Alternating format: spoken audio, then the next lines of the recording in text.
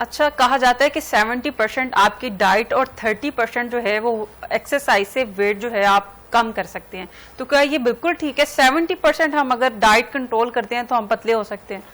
देखिए, मैं तो कहता हूं अगर पाकिस्तान में देखा जाए ना तो 70 से भी ये 80% है, क्योंकि यहाँ पर जो लोगों का माइंडसेट है वो सबसे ज्यादा लाहौरी हैं, तो फूडी तो हम ऑलरेडी होते हैं। तो उसके लिए अगर हम डाइट पे थोड़ा कंट्रोल कर लें, ये वर्कआउट हर कोई कर लेता है, वर्कआउट कर लेता है, ट्रेनर्स अवेलेबल होते हैं जिम में, तो वो आपको वर्कआउट तो वो प्रॉपरली करवा देते हैं। लेकिन आपकी जो डाइट है अगर वो प्रॉपर नहीं होगी तो आपके वो जो डिजायर रिजल्ट है ना वो नहीं आते। तो डिजायर रिजल्ट को आपको अचीव करने के लिए बेस्ट पार्ट यही होता है कि आपकी डाइट बहुत इंप्रूव होनी चाहिए।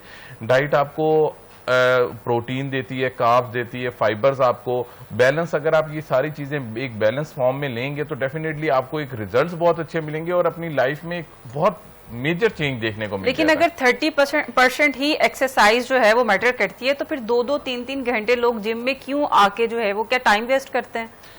नहीं, इसको 30% को ना अरूज आप इस तरीके से देखें कि ये 30% जो है ये जरूरी है, क्योंकि आप अच्छी डाइट तो ले रहे हैं लेकिन अगर आप वर्क नहीं करेंगे, आप अपनी बॉडी को वर्किंग कंडीशन में नहीं लेकर आएंगे तो वो डेफिनेटली वो डाइट का भी कोई नहीं है। डाइट आपका लाइफस्टाइल बेहतर कर देगी, आपको मतलब ये नहीं होगा, ब्लूटिंग नहीं होती, जंक फूड से हमें कोई फैट्स नहीं आता। लेकिन अगर हम कुछ हरकत ही नहीं करेंगे, हम अपनी बॉडी को मूव नहीं करेंगे, कोई वर्क नहीं करवाएंगे, तो फिर उसका रिजल्ट ये आता है कि हम जिधर होते हैं वहीं का वहीं, आप डाइट कर रहे हैं लेकिन आपकी बॉडी चेंज नहीं दिखा रही। क्यों? क्योंकि वर्किंग नहीं हो रही उसके ऊपर।